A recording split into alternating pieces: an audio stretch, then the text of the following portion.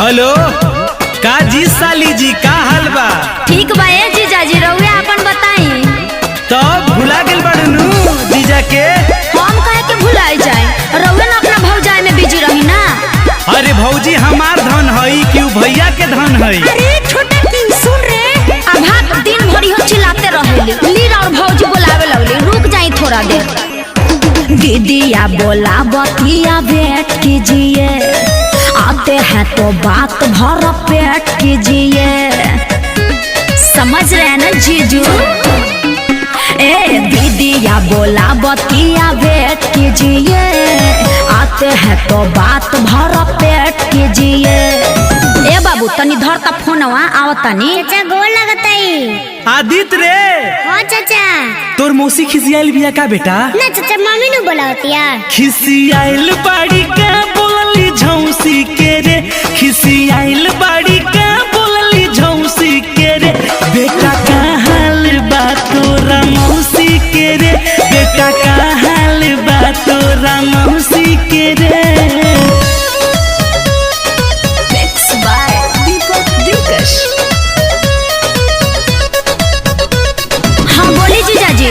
अरे हालो चलना कहलू ह चल गइलू ह, कोनो बात बा का? बात का होइले सुने, जरा तो रहे जीजा चूल्हे पैदा, एही से दीदिया करत रहे चाल। अरे त तू काहे भाग जाता रू, कह ना अपन हाल। ठीक ठाक बाड़ू नु साली हमार, कहो ना कैसन बाटे समाचार। धर तो बाबू। हाँ बोलो चाचा। भग तोरा मौसी के मात बान्हू। ए चाचा मौसी को गाली मत दीजिए, भैंस नु चिचियातिया। अब का घास डाले गोइली हो भैंसी के रे, अब का घास डाले गोइली हो भैंसी के रे। बेटा का हाल बा तोरा मौसी के रे, बेटा का हाल बा तोरा मौसी के रे।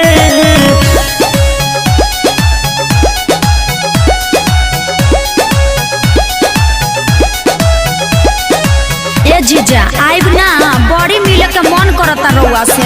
ना जइबू, टाइम बताहरा हमरा से बात करे के। कोई बेरी कही रउआ तोर देनी मन, निमन न कोइनी जीजा अजय बच्चन। अरे ई कुल कह के मन मत गबड़ावा, आ जाई काहे ही बेरा। मिले के तमहन बड़ी बाटे हमार, कह तो आ जाई यही घरी ससुराल।